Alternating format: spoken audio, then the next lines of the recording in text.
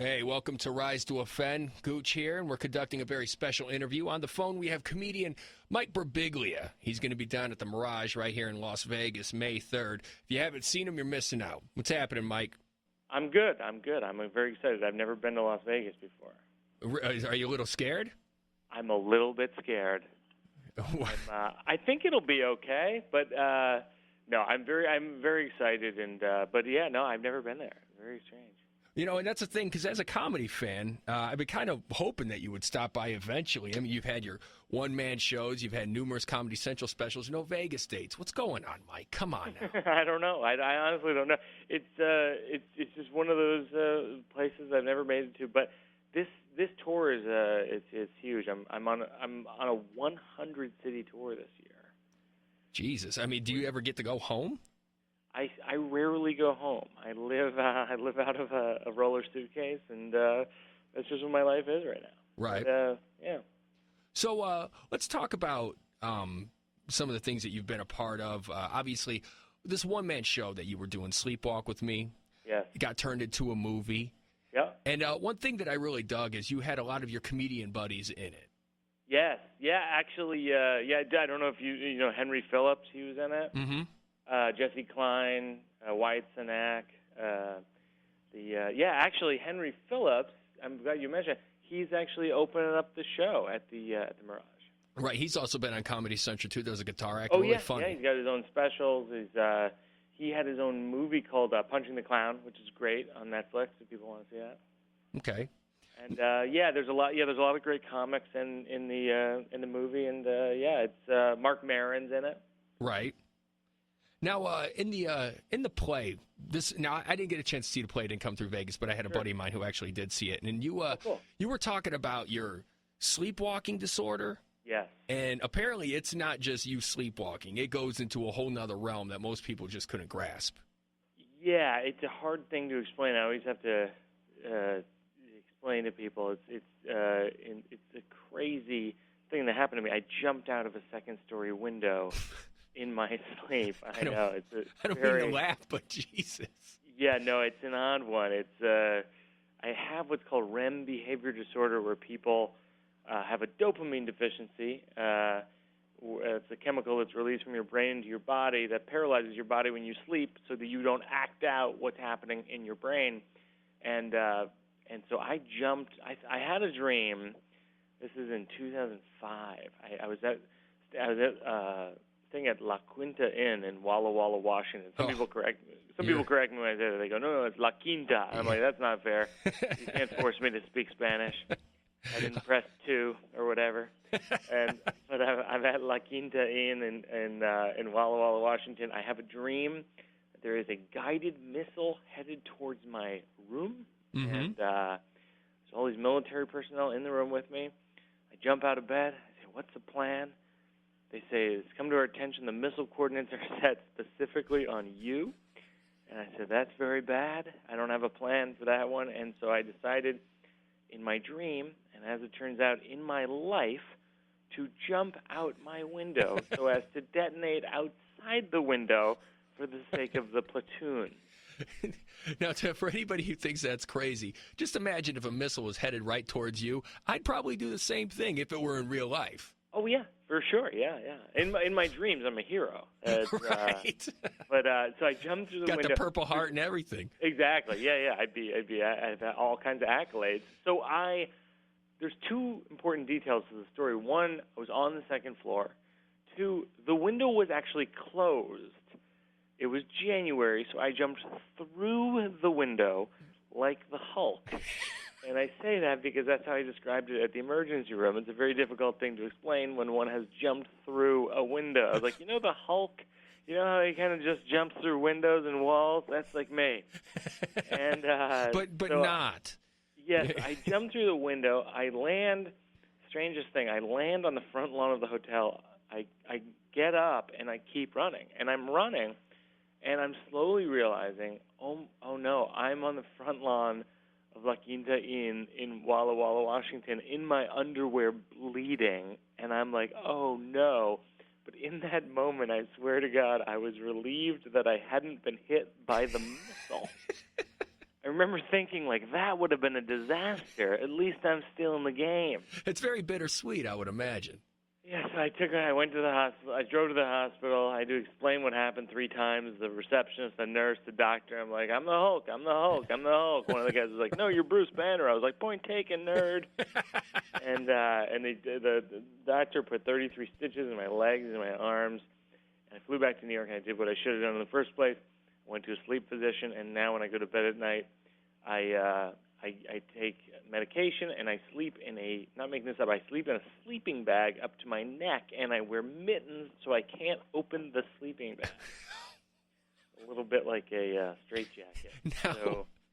Now, forgive me for getting too personal here, but please, you're in a full-fledged relationship, right? Sure, yeah. And how do you actually get into the sleeping bag with the mittens in the bed, or is there like another, or do you lay on the floor and you're like, night, honey, and then you reach above your head and... I don't lay on the floor. I've never heard that interpretation of it. No, the sleeping bag is in the bed. Hey, I'm just thinking it's like a sleepover every single night for you. It's not like a middle school sleepover every night where everyone sleeps on the floor and we all have like lanterns out. Mom's going to order pizza. No, I sleep in a sleeping bag.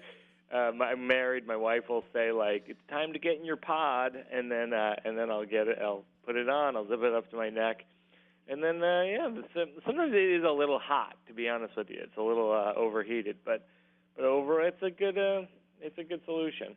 Oh man. The one thing that's odd about Vegas for me is that there's really no, like, typically on my tour I have to find a ground floor hotel room.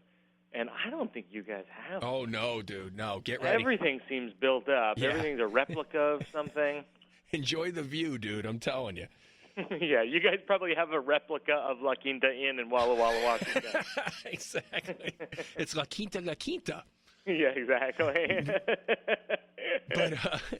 But yeah, Vegas, don't worry. I think they have like super thick glass, so I think you're going to be all right. Yeah. I think you're going to be all right. So that Joe Pesci can't throw you through the window in the middle of your sleep. Yeah. Unless of course, if you plan on taking the sleeping bag up to the top of the stratosphere, then I see some problems.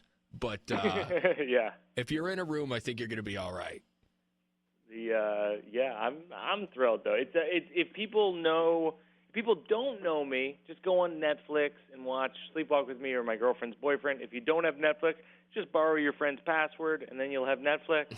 It's a funny little business model they got over there. And if people do know me, then just know that it's an all new show. It's like 90 minutes of new material, and it's gonna be a great night.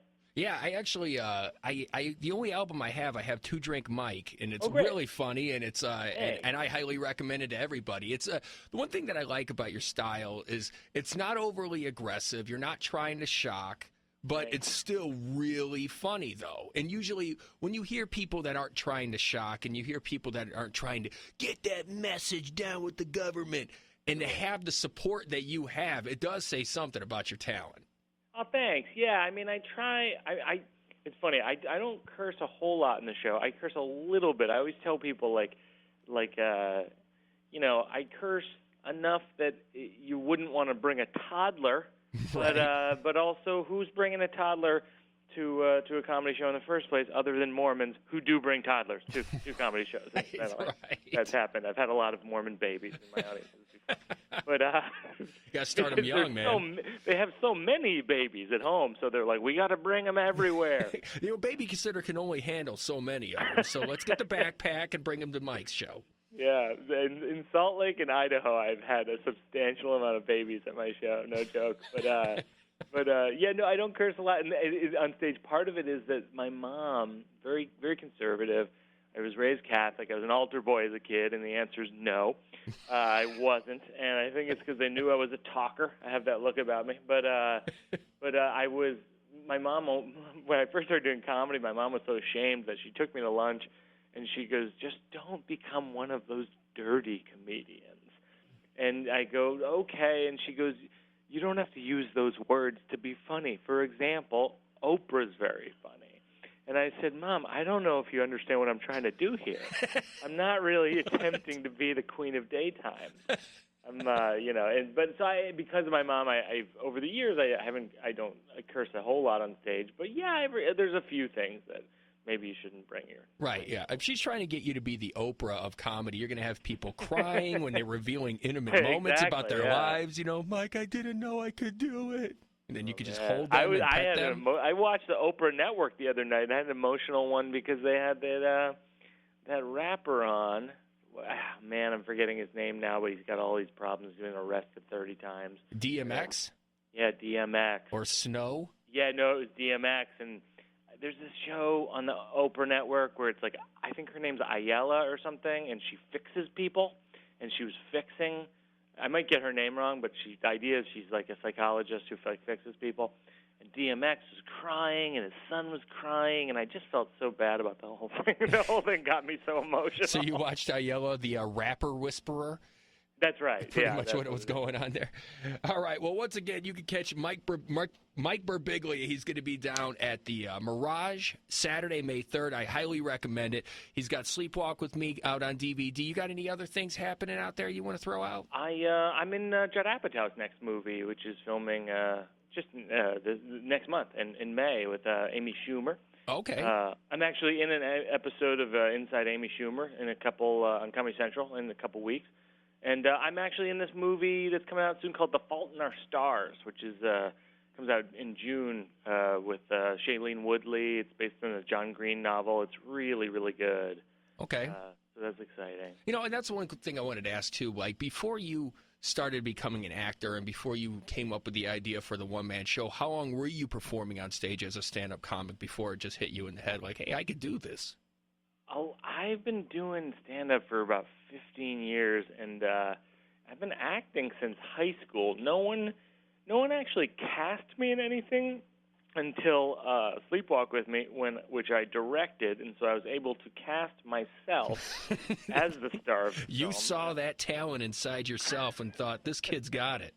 Exactly. And believe it or not, I rarely tell this part of the story, but my own agent, I'd never booked anything as an actor for years and years. I mean, I auditioned for movies and TV for years, got nothing. Finally, I cast myself in Sleepwalk with Me, and then I get a bill from my agency commissioning myself acting in my own movie that I directed. I was like, you guys got some nerve. I deserve a raise. Exactly. Oh, you convinced me to cast me? Way to go, guys. Well, Mike, I got to tell you, it's been a pleasure talking to you, brother. Once again, May 3rd, Gooch. down at the Mirage. It's going to be a great show. I highly recommend it. Mike Birbiglia, thank you very much for calling in, brother. Thanks, Gooch. I'll see you there. For sure, man. Take care.